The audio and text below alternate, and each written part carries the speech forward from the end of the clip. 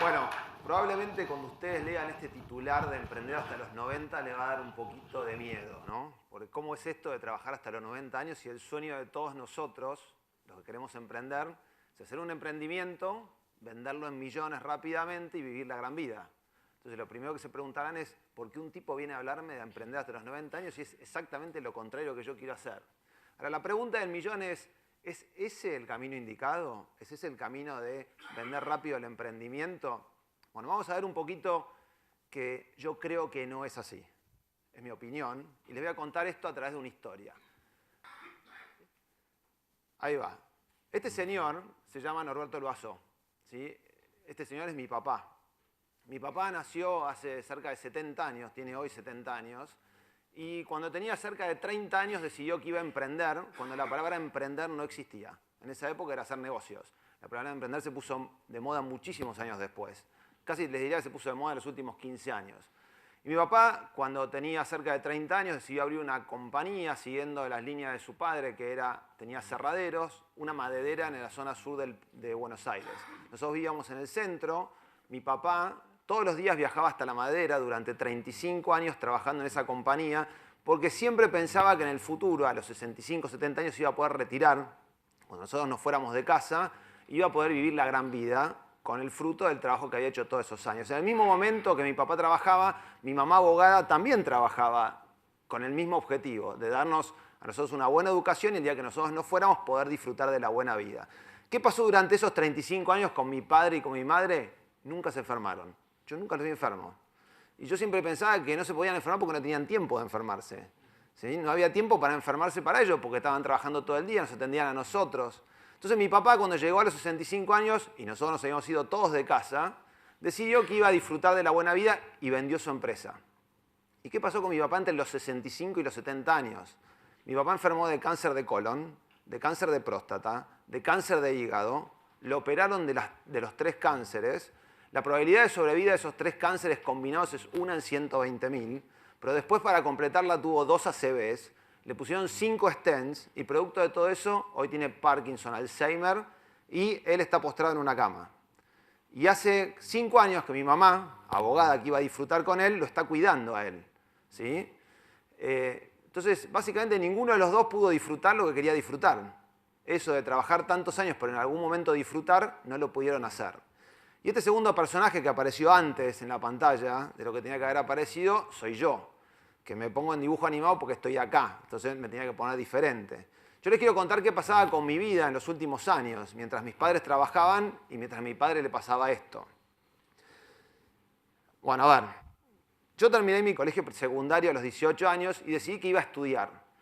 Y obviamente cuando hice mi test vocacional, ya que yo venía del mundo de escribir y me gustaba escribir mucho, tenía una revista en mi casa cuando era chico, después fui director de la revista de mi escuela, ahí me dijo que tenía que estudiar periodismo. Entonces, cuando fui a hacer mi test vocacional, claramente me dio periodismo. Fui a mi padre, le dije, papá, voy a ser periodista, y mi papá me dijo, te vas a morir de hambre. No hay periodistas que ganen dinero, salvo Macaya Márquez, Araujo, etcétera, que ya estaban en esa época, increíble, siguen hoy vigentes. Bueno, la historia es que tiempo después de eso yo dije, bueno, voy a estudiar otra cosa, voy a estudiar publicidad, porque tiene que ver en algún punto, es escribir, y tiene que por ahí es más negocio que el periodismo. Mi papá me dice, ¿vos sabés una cosa? ¿Sabés al primero que echan de una compañía quién es? Al publicista. Entonces, ¿qué tengo que hacer?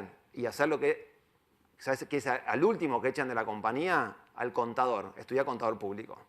Así que con mucha vocación me fui a la carrera de contador y estudié durante 5 años en la UCA la carrera de contador público. Cuando terminé esa carrera, en el año 92, dije, bueno, ¿qué voy a hacer de mi vida? Si yo lo que quería es escribir y ahora soy contador, si tenía un problema.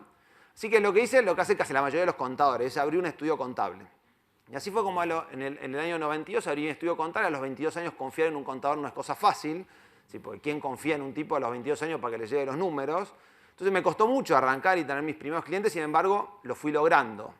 ¿Sí? Y así fue como empecé a ver muchos negocios alrededor de mi vida, porque los contadores tenemos esa particularidad, los que tenemos un estudio contable, que vamos viendo negocios alrededor nuestro, de nuestros propios clientes.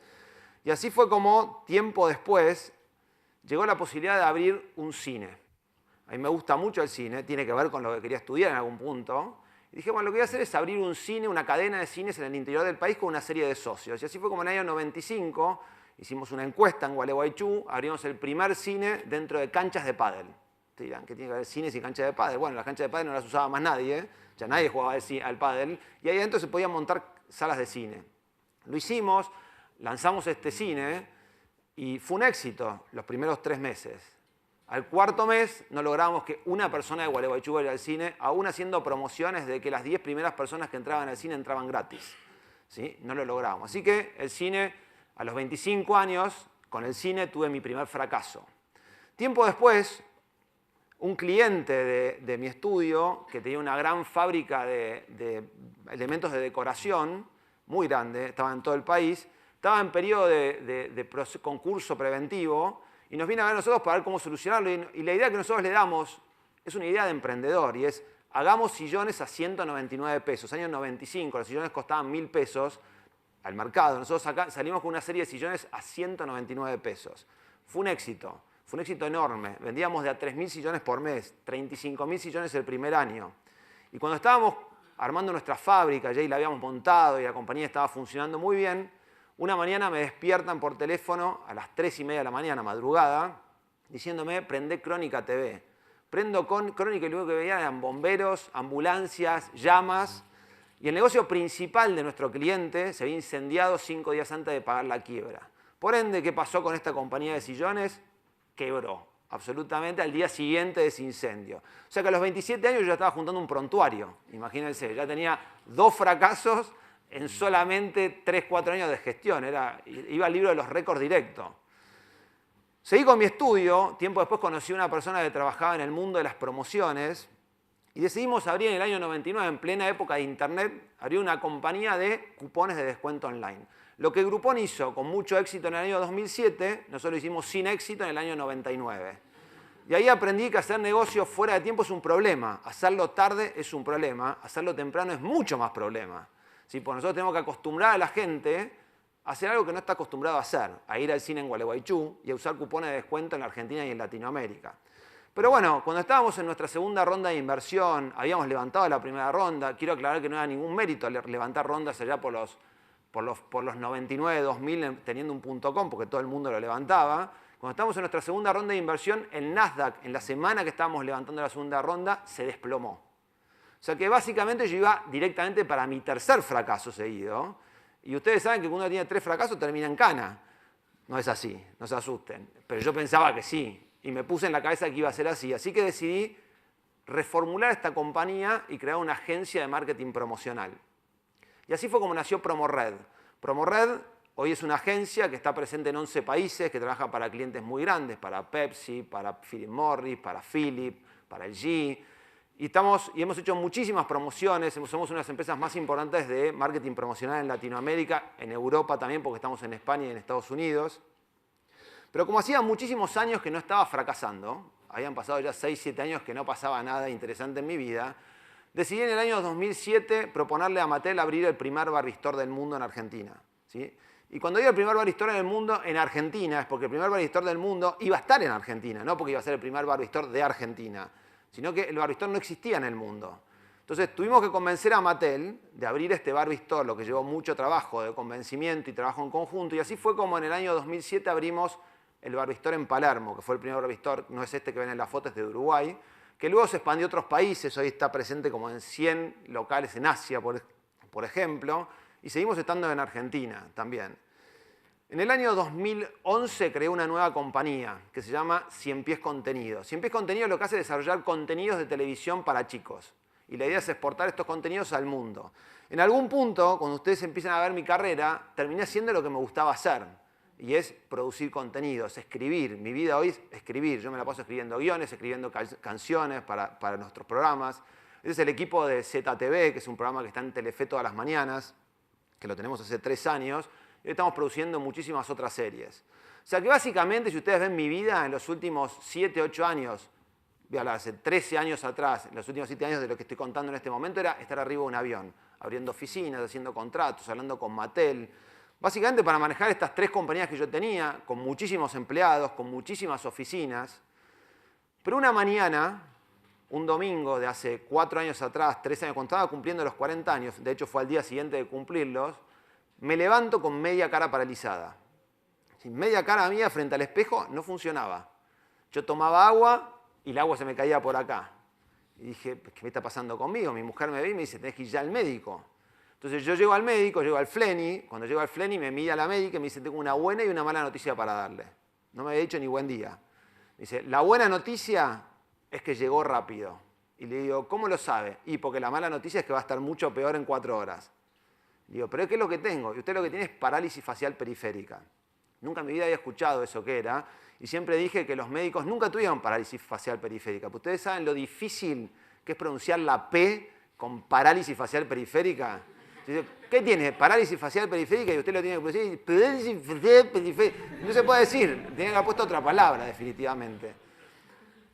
En ese momento yo lo que me daba cuenta es que mi vida se estaba complicando. No tenía muy claro por qué tenía esta parálisis. Los médicos tampoco. Y mis padres estaban pasando por el periodo de cáncer. Era su primer periodo. Entonces yo me replanteé seriamente las cosas. Y yo lo que me dije es, tanto mi padre como yo somos emprendedores. Y los emprendedores estamos seteados de alguna manera. Y es arrancar una compañía con el objetivo de venderla. Y venderla lo más rápido posible, y ser millonarios, y hacer que nuestros hijos vivan de lo que nosotros produjimos, y nosotros pasarla bárbaro. Y en definitiva, si encima de todo esto, y era mi caso, ustedes tienen fondos de inversor o inversores, el fondo le está pidiendo continuamente, ¿y cuál es la salida estratégica de tu compañía? Y yo siempre digo, si todavía no entraron, me están preguntando cuándo salen. ¿Sí? Y esto es lo que pasa con los inversores, de que a uno le obligan a pensar en cuándo tiene que salir, y en vez de uno estar pensando cómo hacer el proyecto, está pensando cuándo va a salir del proyecto. ¿Y por qué uno hace todo esto? Bueno, porque piensa que va a pasarla bien cuando venda la compañía, va a poder jugar al golf, va a poder tener buenos autos, y se va a dar la gran vida después de que suceda todo esto. Ahora bien, si uno tuviera que graficar la vida de un emprendedor promedio como uno la piensa, es un poco esto. Si yo veo el tiempo y el esfuerzo que le voy a dedicar. Los primeros años de mi vida es dedicarle muchísimo esfuerzo a la compañía. Muchísimo esfuerzo. Para luego, cuando venda la compañía, no dedicarle más esfuerzo a nadie y vivir del ocio total y absoluto. Ahora bien, ¿qué pasa en ese espacio rojo de nuestra vida? ¿Qué es lo que le pasa a la gente entre los 25, 35, 40 años, la edad que ustedes están llegando muy pronto? ¿Qué está pasando en ese momento de la vida de todos nosotros, donde nosotros estamos tan dedicados a trabajar tantas horas? Lo primero que pasa es el deporte. ¿Sí? Y voy de lo menos importante a lo más importante. Lo primero que pasa es el deporte. Uno a esa edad puede hacer deporte, puede hacer las cosas que le gusta hacer uno, porque cuando uno llega a los 50, 60 años, si no esquió a los 25, 30 años, no va a poder esquiar a los 60 años. Si uno no jugó al fútbol a los 25, 30 años, no va a poder jugar al fútbol a los 60 años porque además va a estar gordo así. ¿Sí? Entonces, hay muchas cosas que tienen que ver con el ocio de uno, con los deportes, que uno lo puede hacer a esta edad, no lo puede hacer luego. En segundo lugar, los amigos. La edad donde un ser humano más amigos tiene es entre los 20 y los 30 años. ¿Por qué? Porque está en la universidad, por la escuela, etc. Es cuando más. Después, los amigos van desapareciendo de la vida de uno y además los amigos van desapareciendo y uno también puede desaparecer. Entonces, si uno no se ocupó de sus amigos entre los 25, 35, 40 años, ¿cuándo se va a ocupar de sus amigos? ¿A los 60? Si probablemente muchos no estén o muchos ya no nos den bola en la vida. ¿Sí? Porque nosotros ya no le dimos bola a ellos durante muchos años ocupados en nuestros proyectos. Y lo que es más importante es la familia. ¿Sí? Nuestros hijos van a crecer y una cosa es cuando nuestros hijos tienen 4 o 5 años vivirlos y otra cosa es cuando tienen 20, 25 vivirlos. Yo siempre cuento una anécdota. Un día yo estaba en mi casa, cuando estaba en este periodo de recuperación, mi mujer estaba pasando unos videos de nuestros hijos cuando eran chicos a digital, porque los teníamos todavía en VHS, y mientras pasaban estos videos, mi mujer me preguntaba, ¿te acordás de cuando Pilar hacía tal cosa? Y yo le digo, no, la verdad que no me acuerdo de esto, yo estaba de viaje. ¿Y te acordás cuando Nacho hacía tal cosa? No, la verdad que yo no me acuerdo porque yo estaba de viaje. Y en un momento, cuando me pregunta una cosa de ellos, yo digo, no, yo estaba de viaje y se escucha mi voz. Yo siempre digo, si yo no estaba de viaje físicamente, estaba de viaje emocionalmente. Yo siempre estaba de viaje, estaba en otra cosa. Entonces, ¿cuántas cosas se pierde uno entre los 25, 35 y 40 años que no se las puedan recuperar mientras uno está pensando tanto en hacer dinero y en hacer un proyecto? Y ahora bien, veamos qué pasa en la vida después de los 60, 70 años, porque uno en definitiva se va a retirar en ese momento y va a vivir la gran vida. Fíjese lo que le pasó a mi padre. ¿Sí? Mi padre se retiró y mi padre empezó a enfermarse. Y usted me va a decir, ¿y tiene una relación eso? Yo creo definitivamente que sí. Miren esto. Este es un estudio que hizo National Geographic hace unos años, donde determinó las zonas azules del mundo. Las zonas azules del mundo son aquellas zonas donde más centenarios hay viviendo, o sea, más gente de 100 años hay viviendo en esas sociedades. Lo insólito de esto es que estas ciudades donde hay más centenarios están totalmente distantes. No tienen ni el mismo clima, ni las mismas comidas, ni las mismas costumbres, pero tienen algo en común. Y es que todas las personas centenarias de esos países tienen algo que hacer. Tienen todas las mañanas una razón para levantarse. Tienen proyectos. ¿Sí? Y esto es muy importante, porque si uno a los 60, 65 años se sacó los proyectos porque vendió todo y se va a dedicar al ocio, no tiene una razón para levantarse. Y no hay nada más lindo en la vida que levantarse el lunes con las mismas ganas que el viernes. Y no el lunes que sea pesado y el viernes que sea divertido. Entonces, estas personas lo que necesitan es estar ocupadas. Entonces, lo que yo me pregunto, si este es el paradigma del emprendedor normal, ¿no convendría que el paradigma nuevo sea como la línea roja que ven ahí? ¿No sería mejor quizás trabajar muchísimos menos años, los primeros años, para después poderse dedicar muchísimos años más al emprendimiento? Si en definitiva la vida necesita que nosotros sigamos activos. ¿Por qué estamos tan apurados como los deportistas a ser exitosos a los 40, 50 o 30 años como un deportista? ¿Qué nos apura eso? ¿Por qué estamos apurados en tener que hacer los millones? La verdad que hay muchos modelos que en los últimos años nos han impuesto de mostrar solamente emprendedores exitosos muy jóvenes, ¿sí? Y en realidad la vida no es así, porque 1 de cada 1000 sucede eso. Yo lo que creo es que no hay que cargarse con la mochila de pensar que uno tiene que ser exitoso a los 30, 40 años, porque no es así. Uno lo que tiene que hacer es dedicarse a hacer lo que le gusta hacer. Y si uno se dedica a hacer lo que le gusta hacer, se va a levantar los lunes con las mismas ganas que el viernes. Y créanme que van a poder vivir de eso, y van a ser emprendedores. Yo hace 4 o 5 años decidí que mi vida tenía que cambiar. Y a pesar de que sigo teniendo estas compañías que vieron hoy, me he dedicado a trabajar muchísimas horas menos por día, de trabajar 4, 5, 6 horas diarias al menos, como mucho, perdón. ¿Sí? Porque yo creo definitivamente en esta filosofía. Y lo insólito es que mis compañías funcionan mejor. Lejos de lo que yo pensaba que iban a funcionar peor, funcionan mejor.